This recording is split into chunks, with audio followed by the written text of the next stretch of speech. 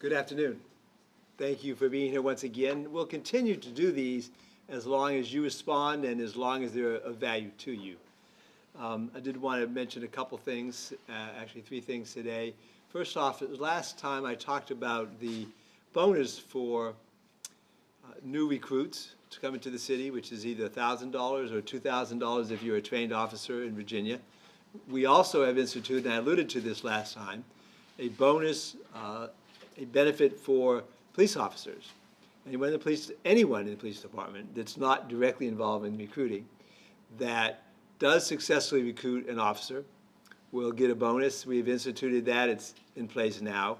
$1,000 for anyone who recruits someone who goes through the police class and is successful, and $2,000 for any officer that recruits an existing law enforcement officer certified in Virginia. We believe this is going to give an added incentive. Our police officers have friend police officers, and we're hopeful that we can really help build up our force and really address the issue that's significant. Second is, last week, I'm the chair of a regional group of city and county managers, and all of us have been very concerned about the level of violent crime that's happening in the entire metropolitan area. It is certainly not just Newport News. In fact, other cities have an even more significant problem than we do. So we met last week in an extended meeting, a retreat setting, to talk about those things which have been successful in different cities and counties throughout our area and things they knew beyond that. So as a way to try to get at everything we can be doing to be successful in addressing the issues of too many shootings and too many homicides in Newport News. One of the things that grew out of that was a recognition, I think, that I have at least, and that others in the city beyond the police department have, about how we need to even ramp up further our engagement in the community.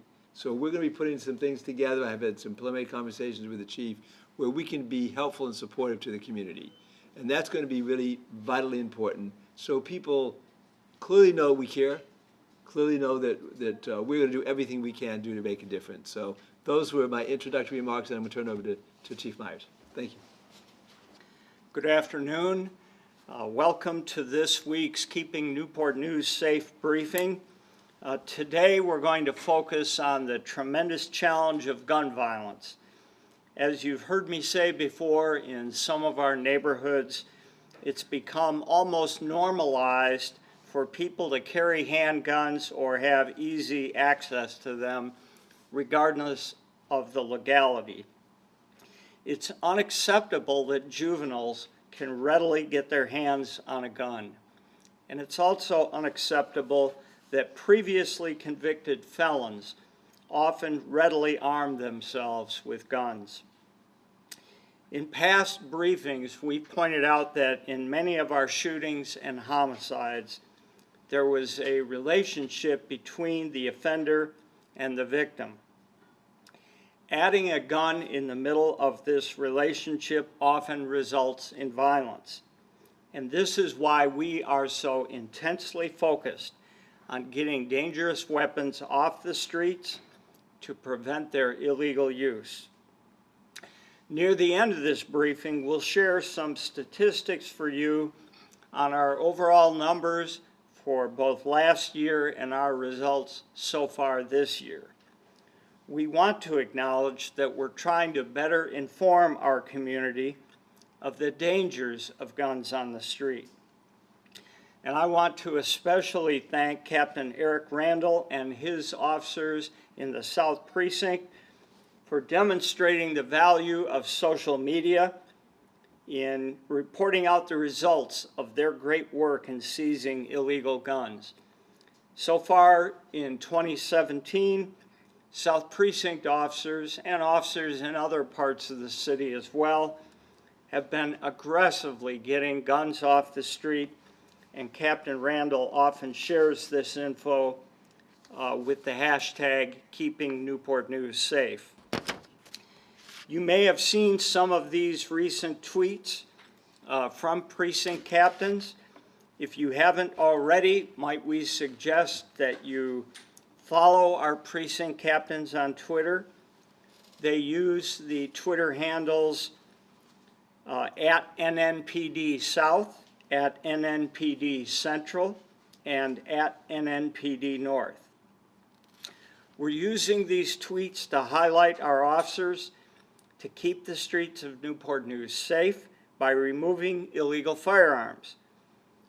Throughout this presentation, we're going to highlight a number of cases where our officers worked quickly to take firearms off the streets of Newport News and out of the hands of dangerous people. So let's dive into some of the cases. 5800 block of Jefferson Avenue on January 30th, officers responded to a single vehicle accident.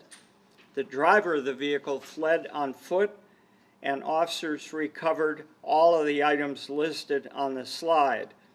For those who can't see it easily, 110 grams of suspected crack cocaine divided into 9 plastic baggies, 15 grams of suspected marijuana, a scale, a ballistic vest, a Sig Sauer P250 handgun slide, and a .40 Smith & Wesson handgun barrel, and a Sig Sauer hand grip to a pistol, so all parts to handguns, several .40 caliber bullets, 2 cell phones, and miscellaneous cash. On January 31st, officers responded to 12th Street and Ivy for a report of an individual with a gun. Officers arrived and spotted a man matching the description and spoke with him, but they did not observe a firearm. The man entered a nearby business, and after leaving the business, a firearm was located on the counter where this person was standing. The firearm came back as stolen out of the city of Hampton. Now, detectives, in following up, reviewed security footage from the business and saw the subject in question hand the firearm to the store clerk, and the clerk wouldn't take it. So he left the firearm on the counter where detectives located it. Next slide. On January 27th, an officer working extra duty in the 1200 block of Garden Drive heard a single gunshot coming from the area of 2 vehicles. Officers conducted a traffic stop in the area of 12th Street and Ivy. There were 3 subjects inside the vehicle. 1 suspect fled on foot, and 2 others were detained. One of the subjects, 24-year-old Michael Tavon Moore, had an outstanding capias from Hampton for a probation violation on a robbery. Officers checked the vehicle and located a loaded Ruger 10-22 rifle and a loaded pistol with the hammer cocked and the safety off. Mr. Moore was taken into custody and charged with the outstanding probation violation and possession by a felon of a firearm. Now, I want you to note on the picture, I'm not sure how clearly you can see that pistol. It's bright blue in color. This is an example of what is euphemistically called a designer gun. And someone in the community might mistake this gun as a toy. Our officers don't have the luxury of assuming that it is a toy. And in this case, it is, in fact, a deadly firearm, just as capable of killing as a traditionally colored gun. And while some argue that the current laws pertaining to facsimile guns requiring a bright orange tip on the end of the barrel clearly marks them as toys, we've seen such guns with the orange tips cut off and used in robberies and assaults. Similarly, we've seen real handguns where the tip of the barrel has been painted bright orange to make it look more like a toy gun. And we've all heard the stories, cities all over the country, police officers having to make life and death decisions on whether to shoot or not when presented with such deadly force. And the whole designer gun, toy gun facsimile debate only makes that more challenging. Next slide.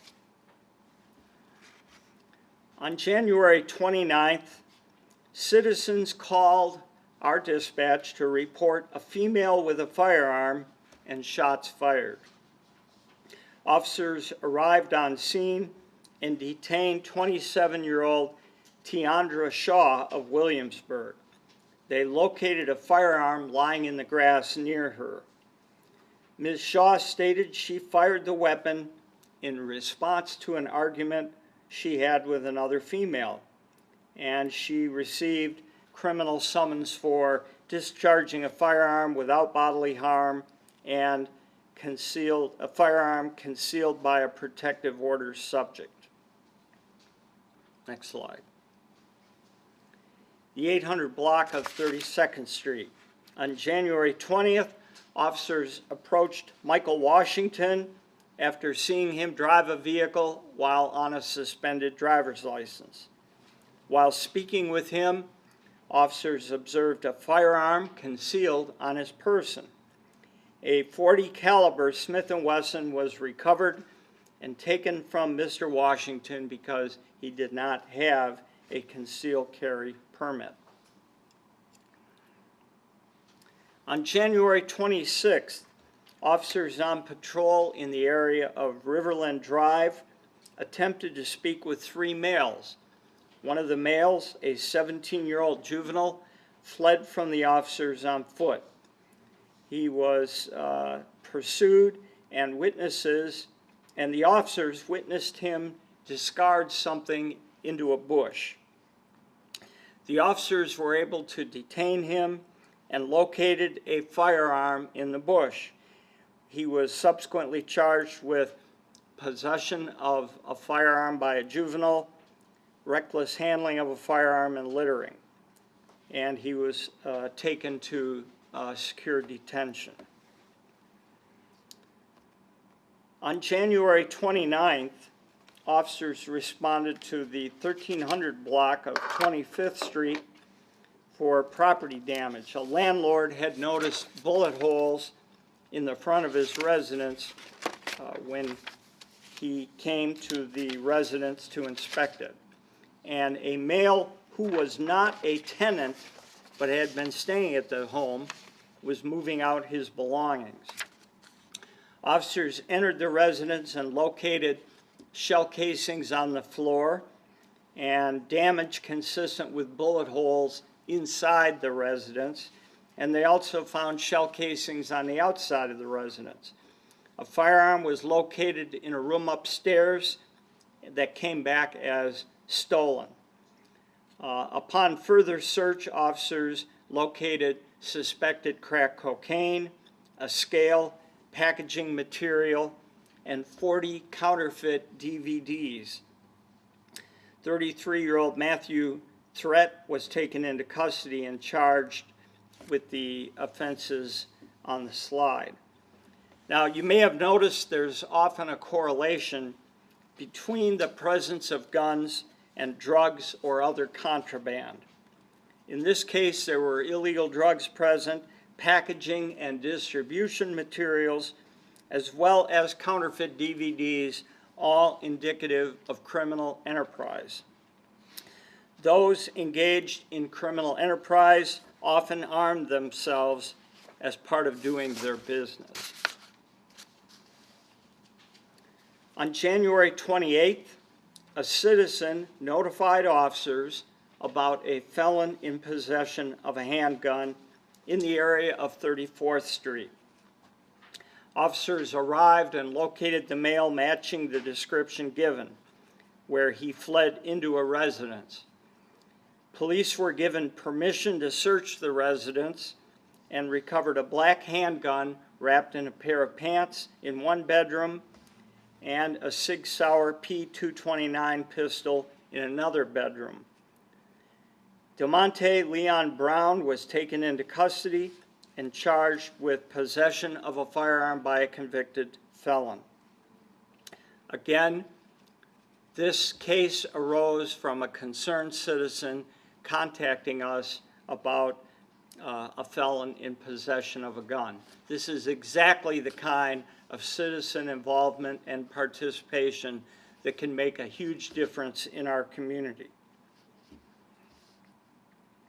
On January 26, citizens reported hearing multiple gunshots in the 700 block of 35th Street.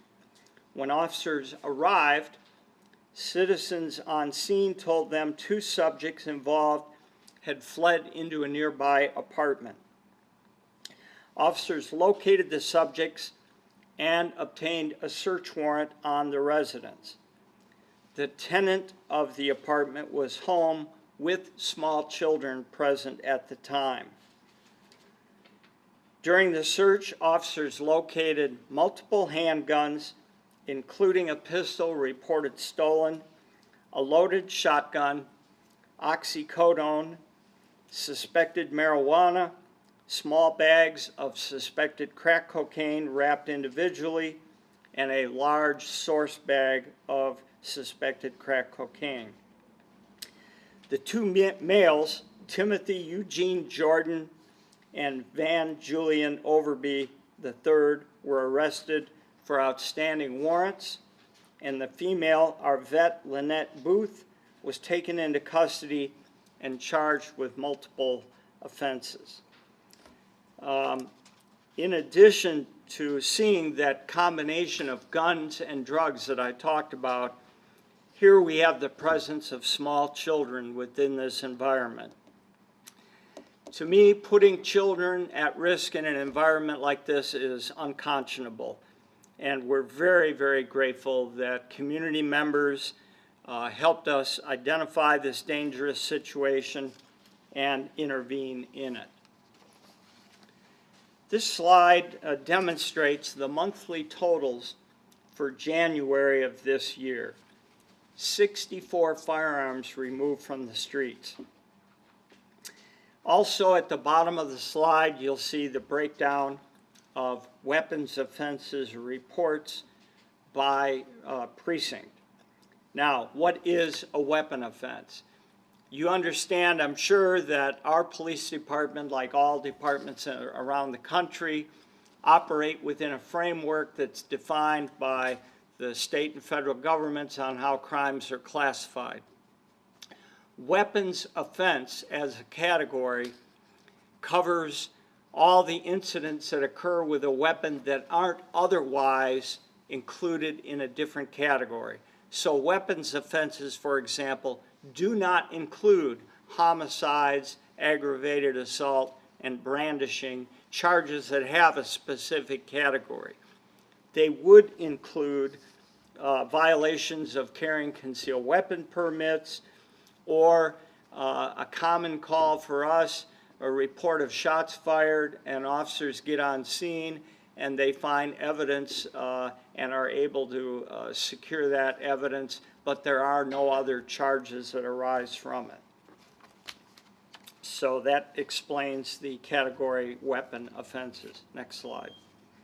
This slide provides the same data for summary of 2016.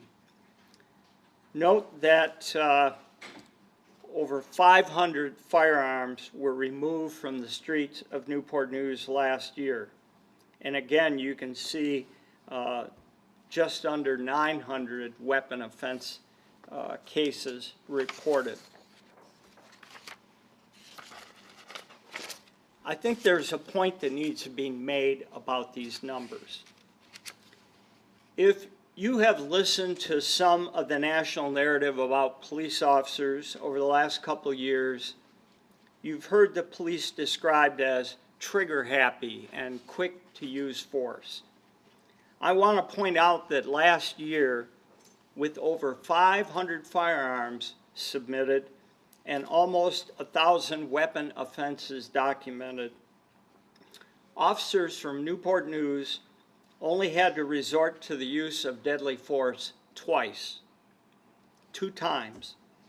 In both cases, the suspects were armed and failed to obey officers' commands to drop their weapons. Both offenders survived the use of force by officers. To me, this reflects an incredible level of restraint and professionalism, as well as the quality training received by our officers. I am very proud of the collective work of our officers in securing dangerous weapons with minimal force, and the community should be just as proud. Now, to remind our friends in the media about those two incidents, the first was within moments after a double homicide that had occurred, and officers immediately began pursuing a fleeing suspect whose gun went off once while the interaction occurred with the officers, and that remains an open case at this time. The second incident was reported to you through a press release on March 30th, when officers responded at 1:50 in the morning to a report of a suicidal subject indicating he was going to commit suicide by cop. Our department had had 10 prior incidents with that subject in 2016, and while establishing a perimeter on the scene, 2 officers came in contact with the subject armed with an AR-15 rifle. He also had a handgun on his person. He was wearing a ballistic vest, and the officers challenged him, commanded him to drop his weapon, and when he didn't, there was one round fired by an officer, and he was taken into custody and taken to the hospital. So again, when you think of the big picture of the number of incidents and the number of guns, to me it's nothing short of remarkable that our officers have been able to accomplish this safely, without injury to themselves or members of the community, only having to resort to the use of force twice. It's also been reported accurately that the 2 cities of Newport News and Hampton's police agencies are the single biggest contributors to alcohol, tobacco, and firearms interstate automated ballistic imaging network, known as NIBIN, within the Commonwealth of Virginia. Now, last month, officials from both agencies visited the Norfolk Crime Lab, which is our current source of NIBIN analysis, to learn more about how the system works and to discuss the feasibility of obtaining this technology here on the peninsula. I am extremely grateful that the city leadership from both communities are supportive of us acquiring a NIBIN workstation and providing the necessary training and supporting technology so that later this year we can begin conducting our own preliminary NIBIN analysis. We believe this will expedite our generation of leads and the ability to link guns to specific crimes and specific criminals. Finally, I want to again acknowledge the outstanding cooperation between our agency and the 2 prosecutor offices who help us to hold dangerous criminals who use firearms illegally accountable for their actions. Our local Commonwealth Attorney, Howard Gwynn, and the local U.S. Attorney's Office, led by Mr. Howard Zlotnick, are very proactive and collaborative in identifying which path to take of the prosecution of gun violations. Our investigator assigned to the ATF task force is relentless in pursuing federal gun charges when appropriate. And this team approach continues to result in dramatic prosecutions. We want the people who possess firearms with criminal intent to know we work with local state, and federal laws to ensure significant consequences so that we can continue to keep Newport News safe.